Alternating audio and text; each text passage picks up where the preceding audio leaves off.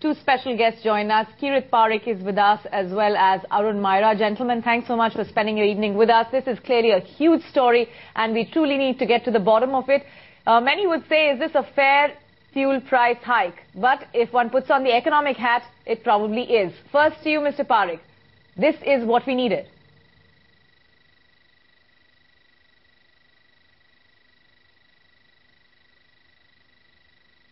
Yeah, I think the petrol price hike was absolutely essential, and simply because the government was not considering this under-recoveries on the account of petrol as under-recoveries, and it had no obligation to pay the OMCs, oil marketing companies, for the under-recoveries on the account of petrol.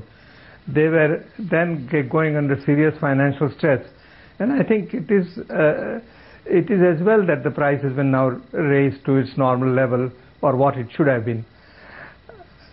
It is a mistake that the government didn't do it earlier.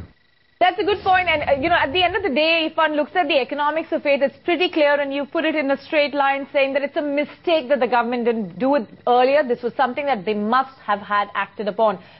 It's a blow for the consumers, undoubtedly, Mr. Myra. What is your take? You agree with Mr. Parikh?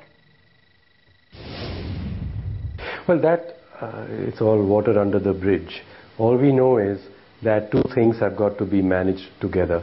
One is the economic decisions, the big ones, and there's some tough ones to be taken. The other is, as I said, the politics of the situation, which means that you've got to take decisions which stick.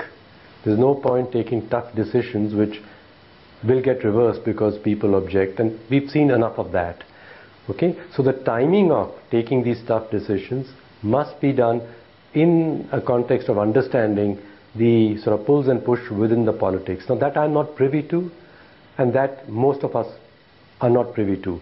So that is judgments that are made by people who are in the governing dispensation today, that what's the best time and the best way to start introducing the need to take these tough decisions, and then to take them, or whether to take them in a one big shot or to take them in bits. I mean, that is their good judgment. All I know, and I can say, is that some substantial changes need to be made in the structures of our economy and the structures of government's assistance to the economy or programs in the economy. Mr. Kirit Parikh, for a lot of viewers watching, they'd be wondering why such a steep price hike. Help us understand how much of this is actually on account of the way the rupee is weakened over the last month or so. Yes, of course, this would, not only the government has not permitted petrol price to adjust to international prices, but because of the devaluation of the rupee, the need to increase prices have increased even more. And I think it had to be done. And we have to just recognize that we are importing so much of our petroleum products. And if the world market price goes up, if the cost of importing goes up, then the consumers have to pay. And if they, and they have to use petrol or diesel or whatever in an as efficient a manner as possible. But Mr. Myra, this seems like a steep price hike simply because the government has done nothing for the last 5.5 months.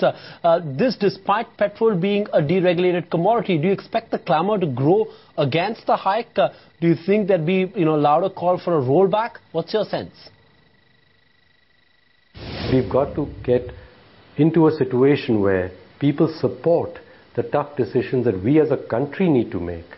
And therefore, to sell to common people like yourselves and myself, to say we must support certain things even though they are tough to swallow, unpalatable perhaps, but they are in our best interests in the medium term and in the longer term. So for us to realize the implications of various things that need to be attended to is very important. So communication about the structures of the economy, how subsidies are affecting the ability of the government itself to provide the other goodnesses that people need, infrastructure for example, that they also are crying for, or better education or better health. I mean, these things to be explained to people in simple language that they understand and support the tough decisions with which they have to live until the good side of the decisions, the good effects of the decision begin to benefit them. So we need a conversation, and I think your channel could help to do that, is what is the connections between these various things, and not to talk in very abstract economic numbers, but in more simple terms that people can understand and will support. That's the point that Arun Maira made, that, we may have to live with high fuel prices, and so be it. But the fact that this decision continues to look like a political decision, fuel price increases in India in general, is that a bad thing, Mr. Kirit Parikh? Till today, it's though market determined, we quite don't see that. It's a political issue nevertheless.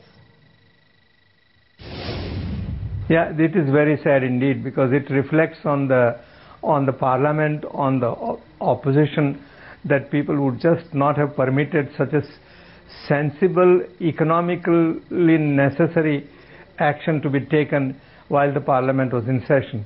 It reflects, I think, quite poorly on the parliament.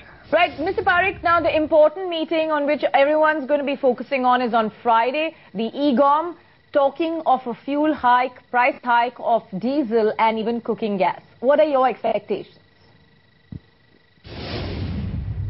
I certainly think so. Our under-recoveries in 2011-12 was 138,000 crores. The rupee has devaluated by 20%. So it would really, this year it would be more like 165,000 crores. Add to that the normal 10% increase or 5%, 7% increase that takes place in diesel consumption, and you would get it to 175,000 crores. This is assuming that there is no further increase in international prices. And I think this is the level of under-recoveries we cannot tolerate for too long. Some action has to be taken, and it's better it is taken now than later.